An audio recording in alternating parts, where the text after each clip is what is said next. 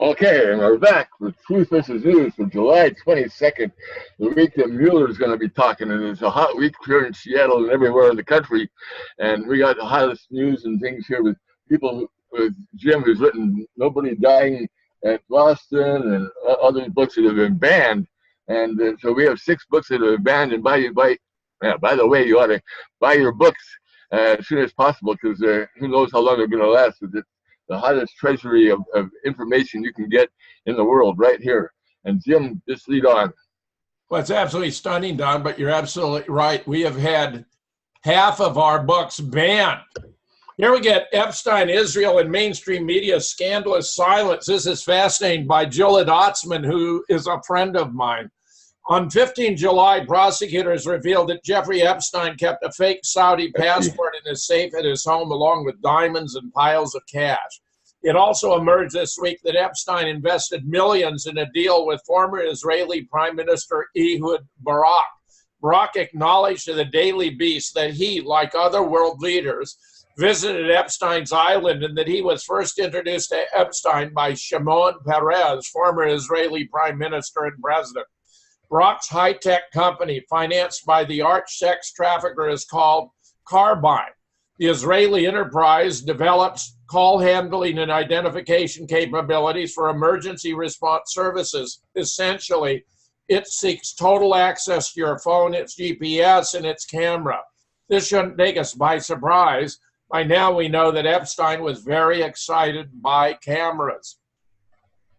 In a world with functioning media, The Guardian, The New York Times, The Washington Post, and every other mainstream media outlet would compete mercilessly to dig up all the dirt from Epstein's island to Tel Aviv. But it seems our mainstream is doing the opposite. They conceal the shame. They invest their energy into diverting attention from that which has become obvious to the wider public. Epstein wasn't just a disgusting pedophile.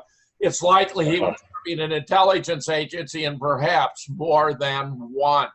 That's right. 4 days ago, one of the most courageous writers around, former CIA analyst Phil Giraldi, produced a detailed article dealing with the obvious question: was Epstein an Israeli spy?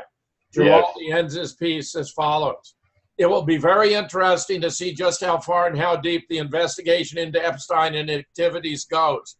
One can expect that efforts will be made to protect top politicians like Clinton and Trump and to avoid any examination of a possible Israeli role. That is the normal practice. Witness the 9/11 report and the Mueller investigation, both of which eschewed any inquiry into what Israel might have been up to. But this time, if it was indeed an Israeli operation, it might prove difficult to cover up the story, since a pedophile aspect of it has unleashed considerable public anger from all across the political spectrum. I admire Giraldi and would like to think he is correct. In Britain, however, the independent inquiry into child sex abuse pretty much collapsed when Lord Janner became a center of its focus. Lord Janner was a former chairman of the Board of Deputies of British Jews, a body that claims to represent British Jews. He was also the founder of the Holocaust Memorial Trust. Some people, so it seems, are either above the law or beyond scrutiny. We may have to admit that in a world where the Labour Party is terrorized in the open by a foreign lobby, in a world where Penguin Press stops publishing a book because it refers to the Rothschilds as an influential Jewish family, in a world where the British national broadcaster is reduced to a Zionist propaganda unit, no one in proximity to power dares to look into the possibility that the intelligence agency of a close ally might have invested millions, if not billions, in the formation of a spectacular blackmail apparatus that abused underage children through sex trafficking. If Epstein wasn't a lone operator, it's time to ask what his senders had in mind when they formed such a sex trafficking operation. Did they think of the possible consequences if the network were exposed? Did Ehud Barak or Shimon Peres consider the possible implications of their association with a convicted sex offender? Did they care about the possible ramifications for world Jewry or Israel's reputation or Israel's political affairs and its relations with the U.S.? Did they have a plan B? maybe you don't need a plan B in a world where the political class is deeply compromised and the mainstream media as a whole do little but veil the truth. Meanwhile, there were photos of topless women everywhere. Epstein's former IT guy quit over disturbing pictures. Jeffrey Epstein's former IT contractor, Stephen Scully, says he ended his business relationship with a 66-year-old pedophile over hordes of young women all over his infamous private island, as well as an extensive collection of photographs depicting topless women displayed in the island's various compounds. Of course, of note, the FBI found a substantial collection of photographic trophies of his victims and other young females at Epstein's Manhattan residence. Scully told ABC News he owned and operated a telecommunications business on nearby St. Thomas Island when he was hired by Epstein to set up communications on Little St. John's, also known as Pedo Island. He visited the island over 100 times and said his memories of Epstein are vivid. He was the most intense person I ever met, said Scully. Epstein wanted phones or internet access nearly everywhere on the 72-acre island, including in a secluded cove the Financier referred to as the Grotto. Given his work in high-volume financial trading, Scully said, Epstein never wanted a call to drop because of weak digital coverage on the island. He didn't want to lose a single embarrassing photograph he could use to blackmail. It has nothing to do with finance. The island's primary compound was arranged in a Danish-style layout with individual bedroom suites and individual buildings surrounding a courtyard, including a pair of large cockatoo statues lording over the island's gardens. He said that at one point he recalled Epstein wanting to change the name of the island from Little St. James to Little St. Jeff. According to Scully, the strange temple structure was actually a gym which contained a massive framed photo of a topless woman. Frankly, I don't believe that for a second. I believe that it was actually a satanic sacrificial arrangement, and the gymnasium is just a subterfuge. Scott. Well, I think the Epstein revelations, and particularly the connection to Renee Alexander Acosta, the U.S. District Attorney or Federal District Attorney of the Florida District that prosecuted Epstein, that also prosecuted Brad Birkenfeld, is a fantastic nexus that needs to be investigated by Congress, by the White House, of course, itself, and I think they already have, because they've got my report, my 25-page memo that was given to the White House and given to others. I know Sidney Powell has it, and I know General Flynn's brother has it, so I know General Flynn has it, and I know Michael Cohen has it. That's why they came after Michael Cohen. So all of these connections and sub-connections in the deep state elements are now being revealed. All of this is coming to the surface. So Epstein was obviously an Israeli Mossad intelligence agent. Are we still on, Don? Are they? Yeah, we're fine. Okay. So Epstein was obviously an intelligence agent, a Mossad agent. The honey traps are a tried and proven best method for addicting narcissistic sociopathic personalities like Bill Clinton and others to the lure of sexual debauchery, and in this case with girls and stuff on the airplane at 30,000 feet. This is going to take down Clinton. You can't hide from documents. You can't hide from the evidence. You can't hide from testimony from the pilots and everyone else that will be indicted as a co-conspirator unless they spill their guts. This is all coming out. So Epstein will go down. He will most likely sing and finger all sorts of people. And our Renee Alexander Acosta is also going to be fingered because he was the one who conspired with Eric Holder and Lanny Brewer at the Department of Justice, who worked at Covington and Burling, the law firm that represented the Swiss bank UBS and Saudi Arabia and United Arab Emirates and Bahrain and Qatar. Covington and Burling, whose lawyers like Stuart Eisenstadt met regularly with Hillary Clinton. Covington and Burling that also sent Robert Kellner, the attorney, to go represent Michael Flynn. So all of these people and components are being reverse engineered and tracked down, and they're connecting to Hillary Clinton, the Obama administration, Robert Wolf, chairman of the Americas, John Brennan, Tim Geithner, Loretta Lynch, Eric Holder, Lanny Brewer, like we talked about. And all of it is revealing that this was a grand conspiracy for taking billions of dollars in 15,000 Swiss bank accounts and cannibalizing them, carving them up, using them for black operations. That's what Hillary Clinton had on her server. That's what the Chinese do, and that's what I think all of this will lead up to. Our Renee Alexander Acosta is the best witness that the Trump Inspector General and the new Attorney General Barr need to bring in front of them to finger a lot of the secret motivations that they had to overthrow Donald Trump in the first place. The coup d'etat did not just happen because they didn't like his orange hair and his orange skin cream. It happened because they were covering up their own crimes that they thought they were going to have 8 years to bury, and they didn't because he was elected. Now they were scrambling to throw as much dirt as quickly as they could, invent the Russia hoax, start smoke fires, start letting off air horns, trying to confuse and scare the American people, and all of it has died now that the Mueller report and all this stuff has gone nowhere. Now it's shifting to an offensive counteraction, and our Renee Alexander Acosta is the #1 witness. Brad Birkenfeld just this week had his lawyer, Bruce Fine, talk about all the stuff we've been talking about for the last 2 years, Jim. So I think Malta has been listening to me. In fact, I know they have. So this is an exciting time, and I think Epstein is going to be pressured to sing and reveal all of the dark secrets of the greatest criminals that have ever occupied the American government. Jim? Don. Yeah, and I will say, Scott, you covered a lot of that in the background of it in your book that you wrote back in 2012 or so. It's just outstanding. The shell game, all the financial terrorists financing everything else is tied together. This whole thing's going to be blown apart. I mean, there's going to be an awful lot of bodies that are going to be scrambling here. What was it now? Up to about 100,000 indictments and other things that are.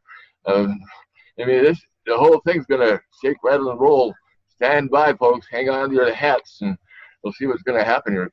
And I admire you, Scott, for all that you did here. This is a tremendous evidentiary documentation that's going to bring out the truth of consequences, I think, coming up.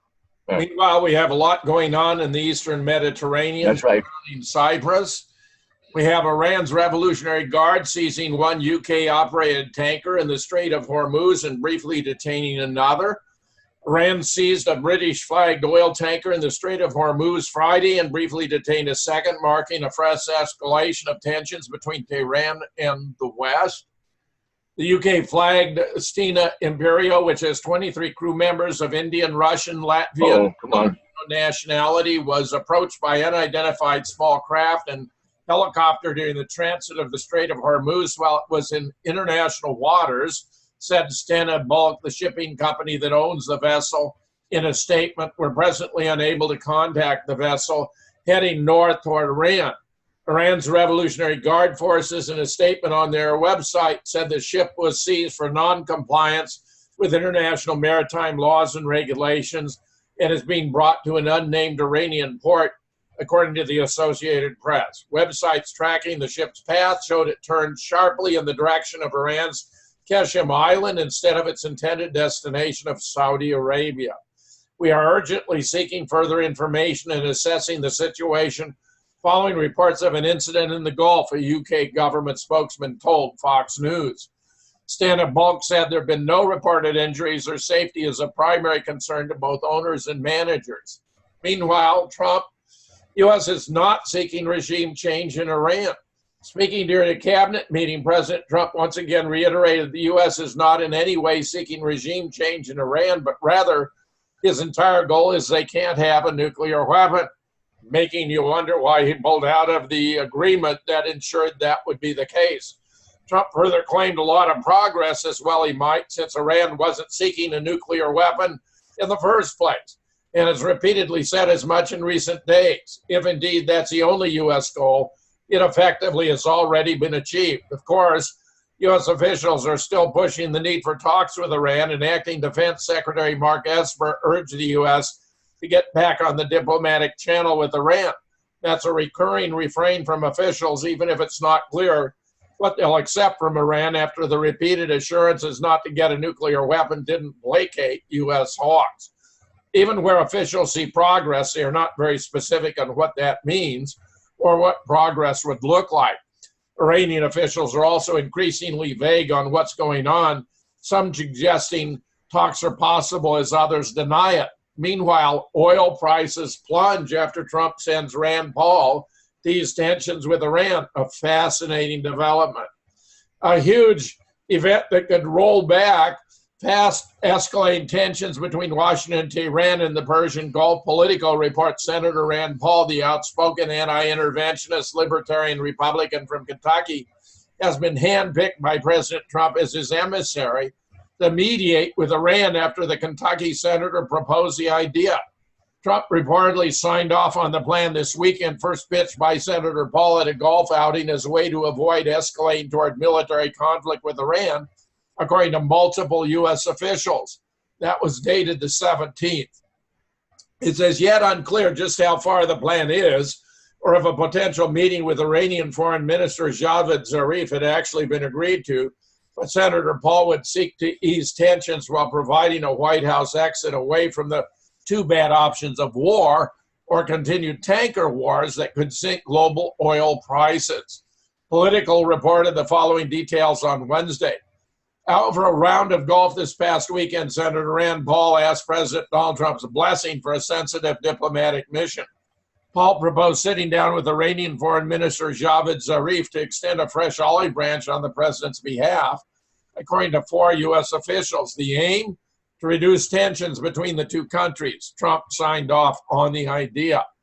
Like his father, Ron Paul, the junior Paul has over the past years been outspoken in favor of drawing down U.S. troops worldwide and ending regime change wars.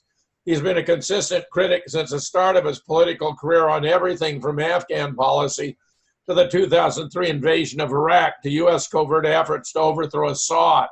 For now, it seems the market is viewing this positively as oil prices are replunging on the apparent de-escalation, though this will no doubt frustrate OPEC. Former Iranian president urges direct talks with Trump, says Trump is capable of understanding cost benefits of war. Some Iranian officials, including Foreign Minister Javad Zarif, have expressed support for the idea of a new round of talks with President Trump, but are trying to condition it on the U.S. pledging to make good on previously promised sanctions relief. Former President Mahmoud Ahmadinejad made the surprise move to endorse direct talks with President Trump on Friday, saying Trump is a businessman and therefore he's capable of calculating cost benefits and making a decision. Ahmadinejad went on to say that in talks, Trump could be made to see the long-term cost benefit does not support the idea of a war, and that he should not be short-sighted.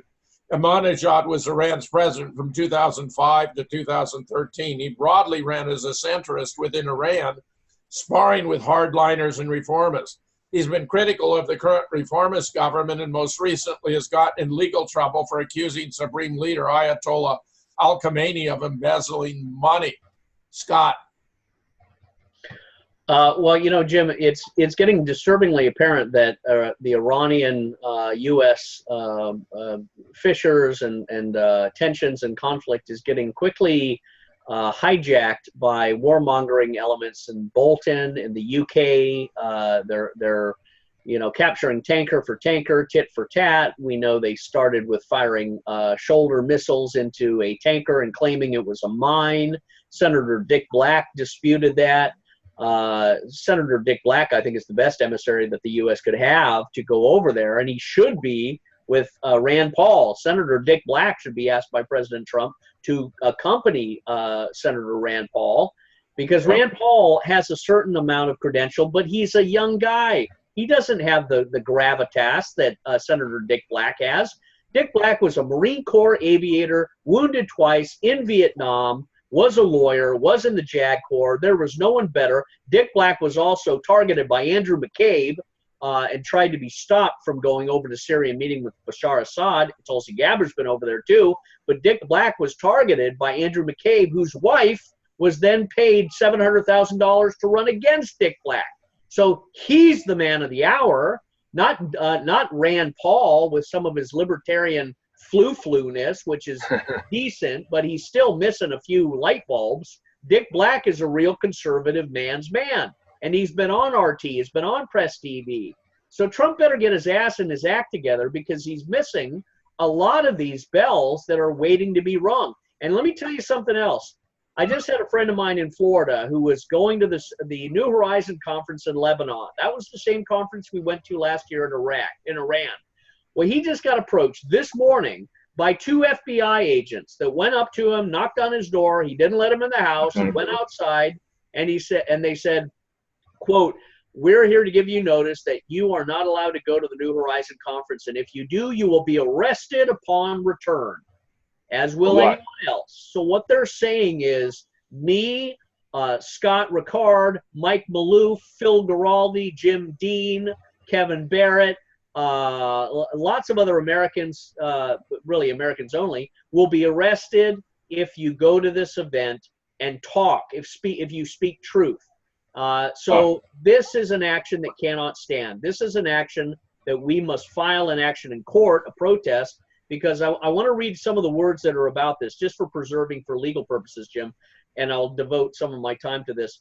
But the notice was, quote, "I just heard today, July 22nd, that FBI visited Scott Ricard, who would plan to attend the New Horizon conference. Said if he did, he would be arrested upon his return." That comes from a lawyer, J. Michael Springman, who was a former State Department official who had written a book, Visas for Al-Qaeda. He was fired by the State Department because he was objecting to the Al-Qaeda mercenary Wahhabi terrorists that the U.S. CIA was bringing into this country through Riyadh. So J. Michael Springman, who was in the conference last year with us, let me know this morning. I talked to Scott Ricard on the phone. I said, "What's going on?" He said, "Well, here's what happened." And I won't divulge too much, but he said the FBI came and he had him there for an hour. And he said, "You know what? You're on the wrong sheet of music. You guys are on the wrong side.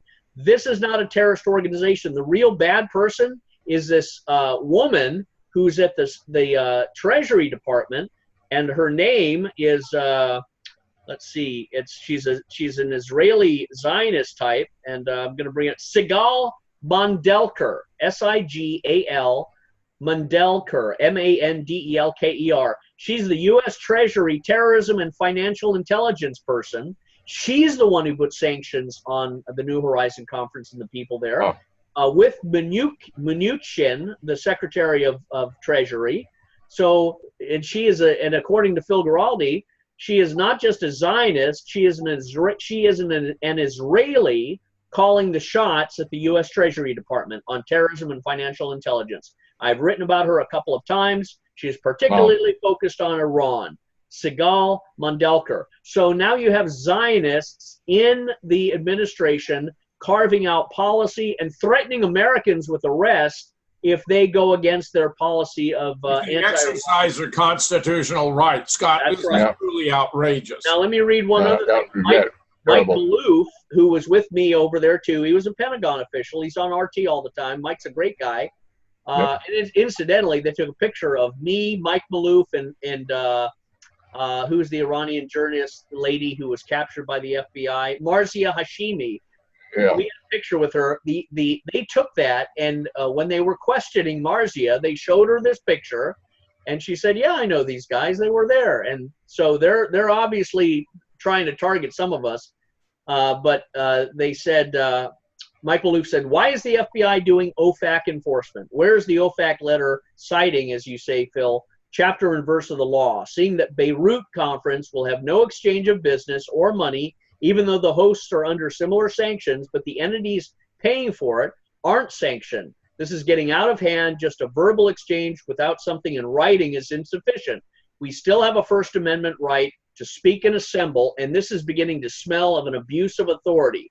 So all of us are talking about this, need to go into court to immediately do some sort of protestation, because this is the preamble to a war. By shutting down Americans from being able to go over there as journalists, as speakers, as peacemakers, because they don't want peace, they want conflict. So this just happened a few hours ago. I wanted to get it on the show in case anything happens to me.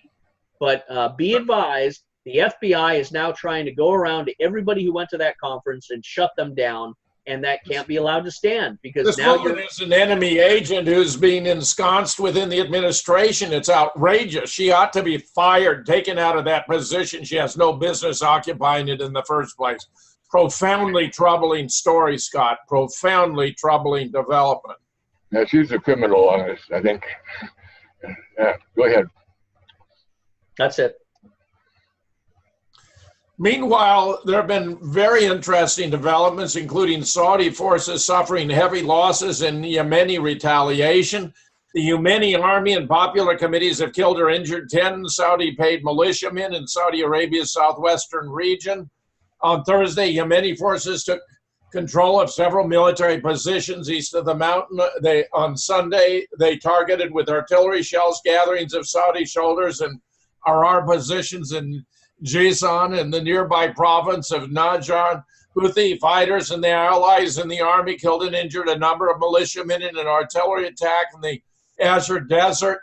The Houthis are making remarkable gains, it seems to me, in the war in Yemen. Meanwhile, Syria repairs a gas pipeline in eastern Homs after an act of sabotage, which are no doubt going to continue again and again.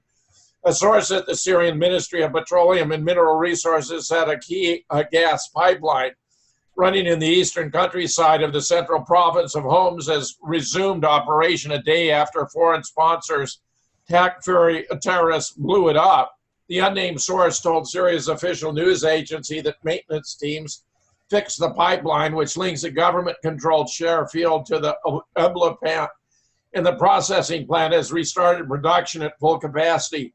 The pipeline carries about 2.5 million cubic meters of gas to the Ebla gas plant and onward to power stations.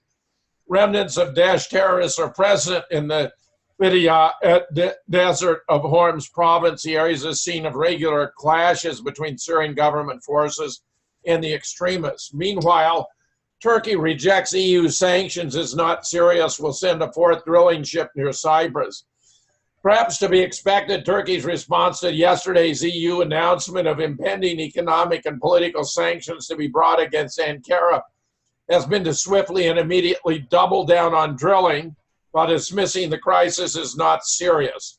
Turkey has now sent its fourth oil and gas exploration ship to the eastern Mediterranean after European leaders condemned its drilling in EU member Cyprus's territorial waters. Turkish Foreign Minister Mevlut Cavusoglu responded, calling the EU's decision sanctions means taking it seriously. You shouldn't do that. The decision was made to satisfy Greek Cypriots.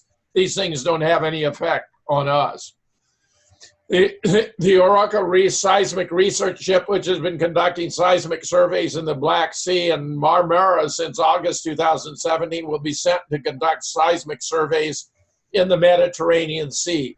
Energy Minister Fatas Domez announced. This was accompanied by the foreign ministers warning the EU that Turkey plans to increase its drilling and exploration activities in the East Mediterranean while protecting the rights of Turkish Cypriots. Ankara's position is that it has the same right as the Greek Cypriot government to drill in the region, which Turkey interprets as including waters that extend 200 miles from EU member Cyprus coast, brazenly asserting ownership over a swath of the Mediterranean that even cuts into Greece's exclusive economic zone. On Monday, following a meeting of EU foreign ministers in Brussels, the European Union announced it will bring sanctions against Turkey for violating Cyprus's waters, which has also involved Turkey sending drones, F-16 fighters, and warships to escort the few drilling ships it's already deployed off Cyprus. Austrian Foreign Minister for Europe, Integration and Foreign Affairs Alexander Schallenberg also announced Monday the extent of the planned sanctions. Scott. Well, I think what we're witnessing is the slow disintegration of NATO, and Turkey is going to be establishing itself as a neutral country in a sense, as a Switzerland, because it really doesn't have any better better plan for defense and growth. if it establishes itself outside of NATO, then it's no longer a party to the disruptions that the U.S. had envisioned in the original 9/11 attacks, nor is it going to be antagonistic towards Russia, and I don't think it's antagonistic towards Iran. This whole thing that happened with Syria was really just a flash in the pan. It was this silly idea that these silly people in Saudi Arabia and with boatloads of money, a lot of it came from Union Bank of Switzerland, and pallets with UBS dollar bill holders on it. So UBS is a major financier of these international disruptions. They all thought they could go up and throw out Syrian President Bashar Assad, and they were wrong. And the Russians came in and shut the whole thing down. And then the Iranians came in and shut it down. And Turkey kind of said, all right, we've lost that. We're not going to, carve up Syria and regain our empire. And then it shot down a Russian plane, and the Russians, I mean, there's no better diplomatic world leader, I think, Jim, than Vladimir Putin. The incredible patience and his strategic, thinking and communication has been something very, very amazing to behold. And he brought the Turkish back into the orbit of Russia. There were some strange things that happened. Let's never forget the Russian ambassador guy who was shot in that embassy event or that art event in Turkey that looked very false flaggish. There was no blood. There was nothing going on there that would have been what happens to a guy when he's shot. I think that was all an act, but that happened. So Turkey and Russia and Iran seem to be molding together. Saudi Arabia is disintegrating. I could see Saudi Arabia, all of this blowing back, and Saudi Arabia and the Gulf countries all on defensive because they've gone beyond their capabilities.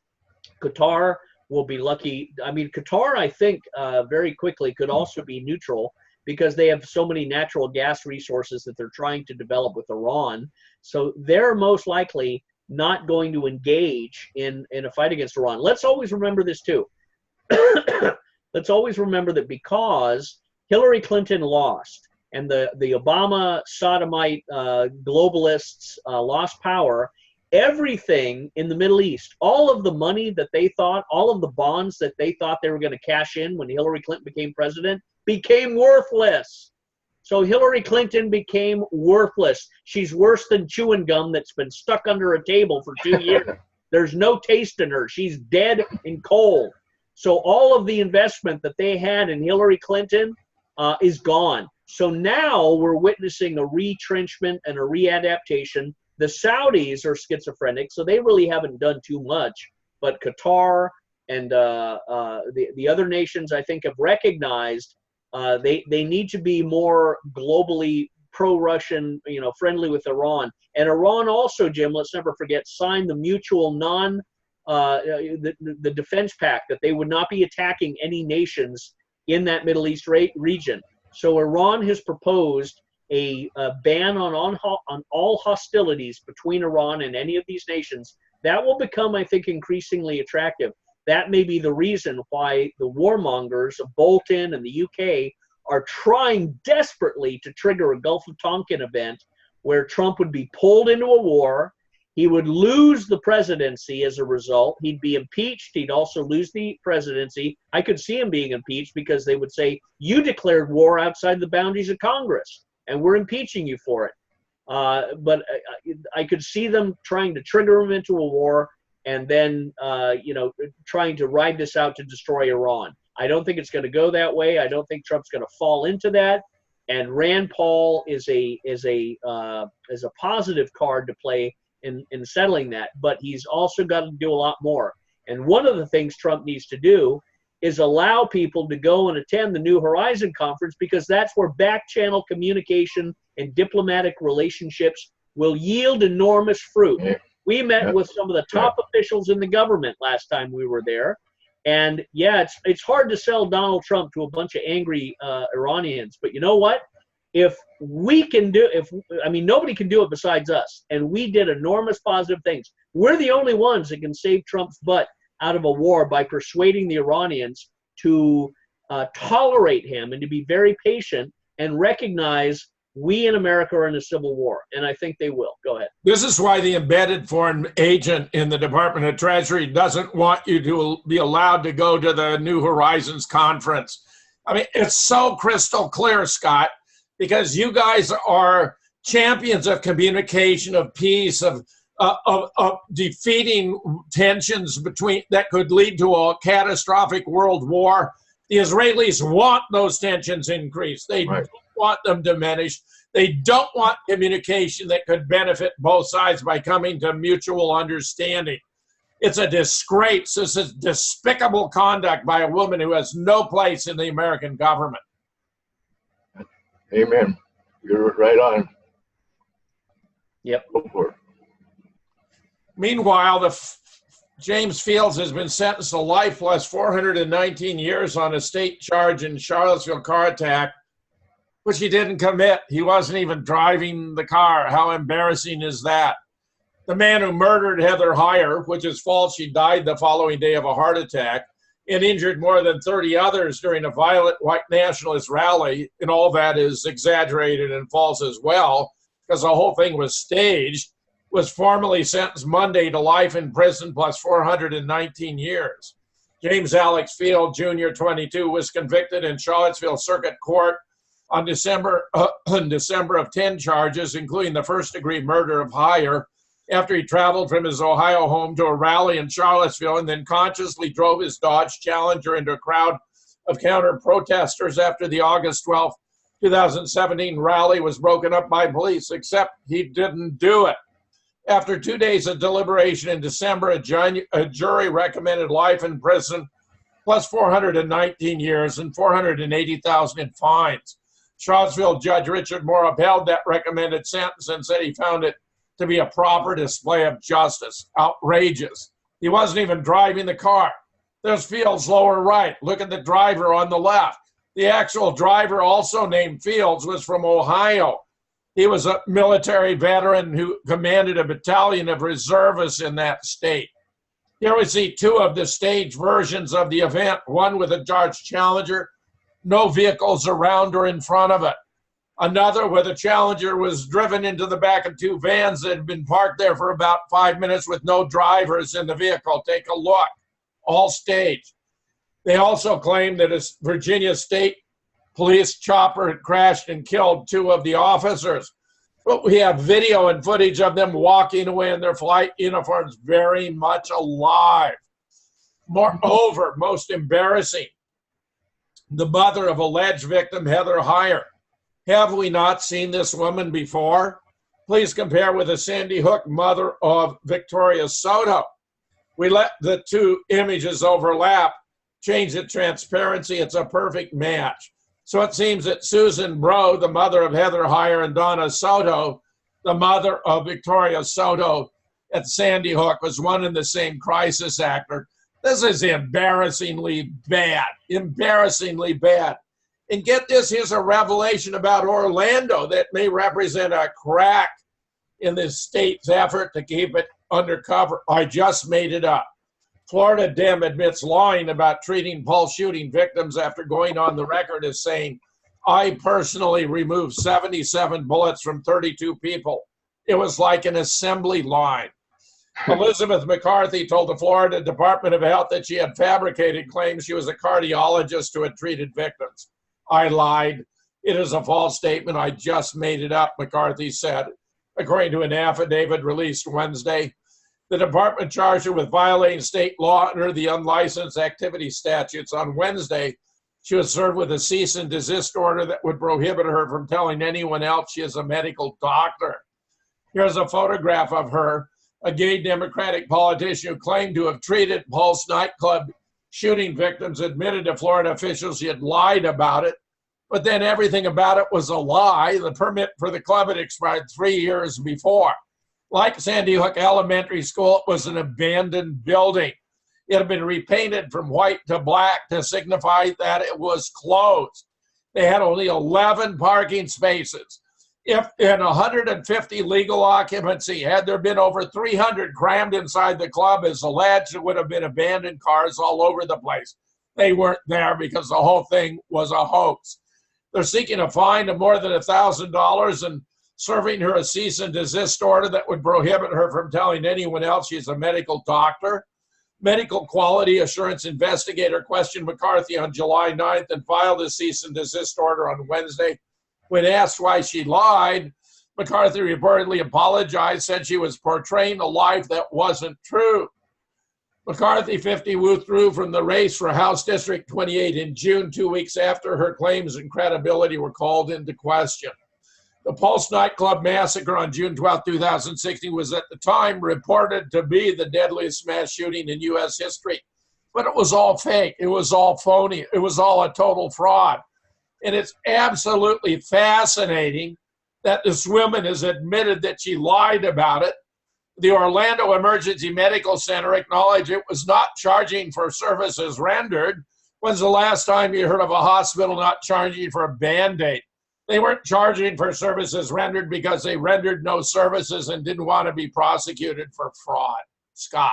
Yeah, if I can jump in here really quickly on the Charlottesville thing there. That car has a funny license plate, and I think it's interesting. And who owns that car? Who is that car registered to? That's an important thing. Was it so there? And also in Orlando, of course, your book on this is outstanding. It's all in here, folks. You're going to want to have the copies of these banned books. And the truth is being covered up by the news. They can't stand the truth that we are exposing on their show. Go ahead, Scott. Well, the disturbing thing about the Orlando shooting was it was obviously a pro-homosexual political stunt, because you had this immediate outrage and the pouring out and the attempt of legislation to limit, firearms and limit, rifles and things like that, and waving the gay flag. So now they've tried to introduce human rights and anti-discrimination and LGBTQ and all of this. They exploit these opportunities, like Rahm Emanuel said, for political advantage. We've heard them say to women, these actors, saying things like, "I don't want any more prayers. I want gun control." That's the mantra. I shared that with Senator Dick Black's office, and they were all saying, we've heard that again and again. So people have been hearing the mantra is, I don't want any more prayers. I want gun control. So this is all about gun control. We know that the Orlando shooting, when you do the forensic analysis of the bullets that allegedly had been fired, the guy would have had to go in with duffel bags full of bullets and clips and magazines. And you would have seen all of that. It's just laughable. It's impossible. The thing that's always disturbing are these crisis actors that are caught red-handed, and like you did, Jim, you did an overlay with, allegedly the mother of the victim, Heather Heyer, and then we see her as the same Sandy Hook mother. Well, what about the case that you just had, Jim, and all of the evidence which would have proven to a court of law, and mind you, I think you have every right to appeal this as a total miscarriage of justice, everything that you had disproved the entire event was a real event warranting a court action in the first place. This was an actor's studio. This was a bunch of kids on a stage pretending that something happened, and it was all false. And one of the best pieces is the guy dressing up as a SWAT officer, carrying his weapon upside down, and then he goes on Bill Moyers pretending to be the father of one of the kids who was killed. This is laughable. This is disgusting. This is a fraud upon the American people. This is a violation of the Constitution. The Smith-Mundt Act, with Obama canceling it, allegedly set the stage for this, but it did not, because you cannot lie and engage in propaganda against the American people, because it undermines their entire good faith and confidence and trust in the American government. When the American government turns against the people who created it, it's time to burn Frankenstein and start afresh. Now, this thing that just happened in Charlottesville and this guy who was arrested, I got a feeling he's going to be swinging on a hammock in some tropical island somewhere and then probably put 6 feet under. But again, your work in the Charlottesville false flag, and I wrote part of the PSYOP analysis of that, the camera angles, the crosswalk angles, the obvious staged acrobatic stunt people jumping in the air, and the discrepancy of the photographic evidence, all of that points to, and also the military commander of a unit in Ohio. Mind you, I think Ohio has one of the major psychological operations groups. So I remember we trained with people in Ohio. So there's some weird psyop elements to this that Americans cannot tolerate, or else really the government is going down a level that is unprecedented in the demise of Western civilization. This has to be challenged, and I would say this person being given a 419-year sentence, all of that needs to be really examined, because I think it's all a false trial, and it probably didn't happen in the first place. Jim? And Scott, I've written to the Virginia Bar twice. I've written to the prosecutor. I wrote to 80 members of the Department of History at the University of Virginia exposing all this as a completely staged event, and none of them responded. None of them. I am disgusted. I taught twice at the University of Virginia. Mr. Jefferson's University, it was a once great institution, and they completely abdicated any responsibility for the public good. It's embarrassing. It's shameful. It's completely disgusting. And you got to take the next step there, because it's really all in here, and they can't refute it, Jim. So you got to get them on default for not responding and carry it a step further, because you're in the right, brother. And here we have Chelsea Manning being fined $1,000 a day for grand jury resistance.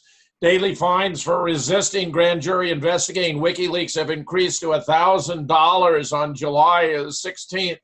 If Manning persists in her refusal for the next 15 months or until the grand jury's term ends, her legal team says she'll face a total of fines over $440,000, which may violate her Eighth Amendment right for cruel and unusual or excessive punishment. In May, her attorneys filed a motion challenging the harshness of the fines, which the federal courts have yet to rule upon.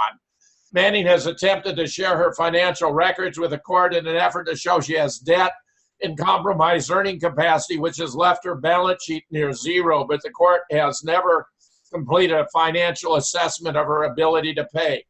Meanwhile, the CIA wants to make it easier to jail journalists, and no one in Congress is stopping it from happening. The CIA is pushing for an expansion of a 37-year-old law that would deter journalists from covering national security issues or reporting on leaked documents. Thanks to a disillusioned CIA case officer's action in 1975, there are currently few limits to what can or can't be reported about covert operations working overseas. This one may be targeted for you, Scott. In 1975, Philip Agee published a memoir about his years with the CIA. Attached to his memoir, which detailed his growing discontentment with the CIA's clandestine support of overseas dictators, was a list of 250 CIA agents or informants. In response to the disclosure, Congress passed the Intelligence Identities Protection Act, IIPA, which criminalized disclosing the identity of covert intelligence agencies, which ought to have been used, by the way, against Dick Cheney and Scooter Libby. If they were prosecuted under this for exposing Valerie Plame, that would have been why they were pardoned as a consequence. Why Scooter in particular. The IIPA did what it could to protect journalists by limiting the definition of covert agent to agent serving overseas, and only then who are currently working overseas when the disclosure occurred. It also required the government to show proof the person making the disclosure was engaged in a pattern of activities intended to identify and expose covert agents. The law was amended in 1999 to expand the coverage to include covert agents working overseas within 5 years of the disclosure. Now the CIA is seeking to strip these protections from the bill. They want the overseas requirement removed, allowing it to designate whoever they want as protected in perpetuity. The removal of the overseas requirement eliminates a 5-year period. Disclosing identity years after the fact would now be a criminal act. The rendition, detention, and interrogation term is it for the torture. If the law is amended, the scope of its coverage expands and the public gains nothing from it. Issues like drone strikes and torture programs need all the sunlight they can get. But the CIA and other intel agencies would prefer the general public not know what's going on in their name with their tax dollars. Right. Meanwhile, NSA FOIA response reveals Seth Rich and Assange were in communications, but they're classified. This is terribly revealing and blows apart the whole Russia hoax myth once again. Scott. Well, that does blow it apart, doesn't it? If you have Seth Rich and Julian Assange in any sort of conversation, then obviously it makes the link that Seth Rich was the source of the WikiLeaks or the cables, the emails that John Podesta and the other pedophile crews were having and discussing in. It opens up the whole door to the Pizzagate pedophilia issue that was connected with the pizza restaurants in Washington, D.C., and all the work that you did, Jim, was outstanding, and the photographic evidence of that. It also opens the door to what was being done in the Obama White House, what was being done with the discussion of pizza, pasta, hot dogs, and all that code language that the FBI uses for child sexual trafficking. Let's not forget that. So it opens up some of the greater mysteries.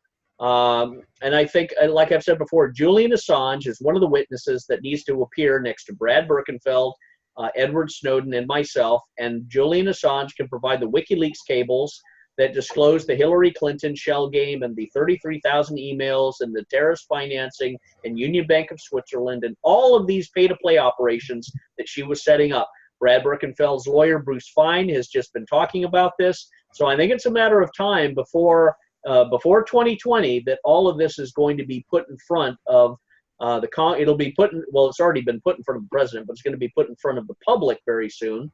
But all of this needs to happen because the deep state is rapidly trying to push and distract from a lot of this. If there is a war, what happens to all of the deep state shenanigans and all of the corruption and all of the shell game stuff, all the stuff that we know, what happens to it? It starts to disappear in the fog of conflict. Is Hannity, the lunatic cheerleader, and I like some of the stuff he does, some of the other stuff, he's an asinine, Gorillian idiot. He's up there saying all sorts of propaganda. Oh, it's going to be a short war. It's going to be a short missile strike. We're not going to have boots on the ground. Where have we heard that before? Yeah, where have you heard that? And especially from some little prick who's got no experience in the military. He's never served, never sworn an oath, never seen kids blown up and brought down in body bags. He has no gravity to talk about this whatsoever. Tucker Carlson is the only one who does. And he knows all about this. We gave him our book when I saw him in San Francisco and met with him. So all of this stuff is coming out. I am alarmed. I know why Bradley Manning totally lost his mind in a lot of respects is because he saw some of the torture videos that the Mossad agents were putting forth, pretending they're being done by Iraqis, stuff that would turn your hair white. Now, I don't go into it, but I know what he saw because I saw a lot of the stuff. It is top secret classified. For a 19-year-old kid to see this stuff, they can't handle it. And he couldn't handle it. And he popped like a champagne cork, and he reported, and he sent all that stuff to WikiLeaks, which got him into this trouble. He does have a right not to testify. But, this CIA shutting down journalists who talk about and explore and write about this, this is really the last moments of the Constitution, the last gasp of freedom of the Constitution, unless it is electroshocked back to life by real leaders going into Congress and real leaders stepping into the courts and filing action against it. Jim? And here we have a wonderful piece by Paul Craig Roberts, who remembers the Sandy Hook school shooting. The official explanation given of the Sandy Hook school shooting struck many people at the time as fishy. Various aspects of the story did not seem to go together well or fit normal procedure for such a crime. Contradictory evidence was never explained, and doubts based on evidence were ignored rather than answered. Now a Wisconsin state judge, Frank D. Remington, has renewed doubt about the Sandy Hook event. This was not Judge Remington's intention. It was the result of his summary judgment in a civil defamation lawsuit in favor of Lenny Posner against James Fetzer and Mike Palachuk. Fetzer accused Posner of using a fake death certificate as evidence that Noah Samuel Posner, age 6, was shot and killed at Sandy Hook School. Two highly qualified forensic experts examined the various copies of the death certificate that have featured in the controversy.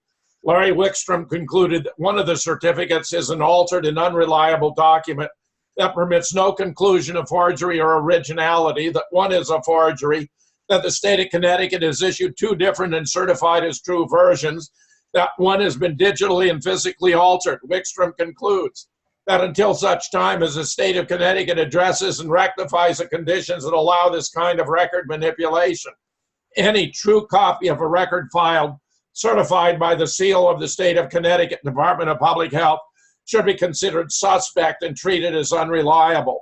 The second forensic expert, A.P. Robertson, noted many anomalies and concluded, given the vast array of different versions of the same document and all the numerous documented anomalies that are clearly visible, I would ask the question, would a reasonable person of average intelligence draw the same conclusions as the defendants? I think the answer is almost certainly yes. I would dare to say that any person of average intelligence would come to the conclusion that there appears to be some sort of intentional document manipulation. By removing such powerful exculpatory evidence from the defense and taking the case out of the hands of the jury, Judge Remington has given the trial the appearance of a show trial in which the outcome was predetermined. It is not defamation if a person states in good faith that a document is fake. It is merely a person's honest conclusion. In Fencer's case, backed up by forensic experts, the forensic testimony should have gone to the jury. Then, to get to the bottom of the Sandy Hook school shooting controversy, Judge Remington, if it was within his power, should have had Connecticut state officials explain the anomalies and differences in the certificates or denounce them for not being official copies. The inappropriate way in which Judge Remington handled the case smells like a cover-up and an orchestrated lesson to people that they will be punished if they doubt official explanations. If the official story of the Sandy Hook shooting is correct, there should be abundant evidence with which to answer skeptics. Instead, skeptics have been demonized and evidence in their belief ignored even in a court of law. When judges fail to follow proper procedures, especially in such controversial cases, they contribute to public perception that legal processes are corrupt. Carl Herman reports here. You can find it on my blog at his. Carl Herman, the Sandy Hook show trial. Judge violates right for jury to determine disputed facts. On the violation of due process by the judge, apparently in order to deep six the evidence that the death certificates were, as Fetzer had concluded, altered or fakes. For the experts' findings, scroll down to near the end. Meanwhile, of our dozen Sandy Hook books, 6 of them have now been banned, including those that Don has been displaying here. It's shocking. It's a clear violation of the right of the public to know what's going on. Scott, we have only a moment left for your comments. Well, I would say anyone who wants information on the shell game and the terrorist financing can go to shellgamewhistleblower.com. Don has done a good job in bringing all of this material out. So I encourage people to go to shellgamewhistleblower.com, and you'll see where the prosecutions are going to lead in the next year. Great job, Jim. Great job. And Don, final comments, taking us out. Yes, a great job, gentlemen. You, Jim, and Scott are, I think, the 2 best people, and you find me 2 better people out there to explain the real truth of what's really going on in this world. You're not going to find them, and we have them here, and you want to share this like crazy because it's getting serious, folks. Wanting to jail journalists and everything else for what? For telling the truth, banning books and everything else. This is not it. But I really want to thank you for watching Truth versus News here on July 22nd. This has been an outstanding program again, and I really thank you so much. And I guess we have to just say goodbye and wish you the best. Please share this, and I will wish you the best. God bless. Bye.